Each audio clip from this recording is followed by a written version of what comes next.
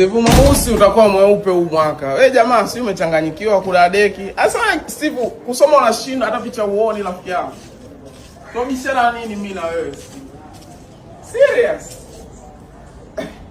Mbona interview yako umeelezea sijui ulinilaza kwenye godoro. Sasa umenilaza kwenye godoro ndani. Wewe Steve ndio maana nasimanga wewe hauko sawa kiakili. Baya challenge hiyo hapo. Jirekodi unapoishi. Tupostie Instagram. Jirekodi unapoishi una deki.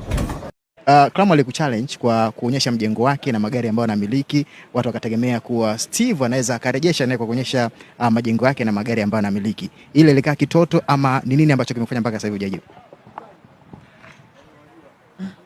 No comment. Kuna kitu sitaki kuongelea. Nadhani ushaanza kuhisi ni nini. Hilo tungeliacha. Sawa?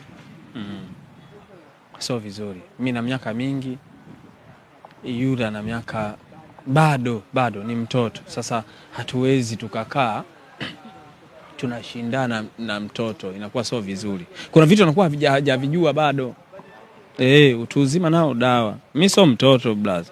Unakaa unashindana mtu kapanga, mimi naishi kwangu. Sasa utakaa unashindana naye. Kapanga nyumba nzuri. Nisikilize nikwambie. Klamu kapanga nyumba nzuri. Mimi naishi kwenye nyumba yangu mbaya ambayo inasemekana ni mbaya. Bora nani? Unasema bora nani? Wewe mwenye kwako. Wewe wasema bora nani? Sasa anasema yeye. Sio vizuri. Ngoja nikupe hii. Nilikuwa sitaki kuzungumzia. Ana renji lake bovu hilo. Aliuziwa milioni 17 na wale sijui kina Doto. Mara nyingi gari zinapostiwaga mtandaoni kwamba hii inauzwa chini kadhaa. Yeye walimtumia WhatsApp.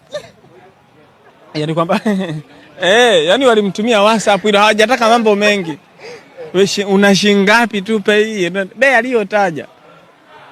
Wakamwambia tunakuja tuongee huko kwa kaja nalo.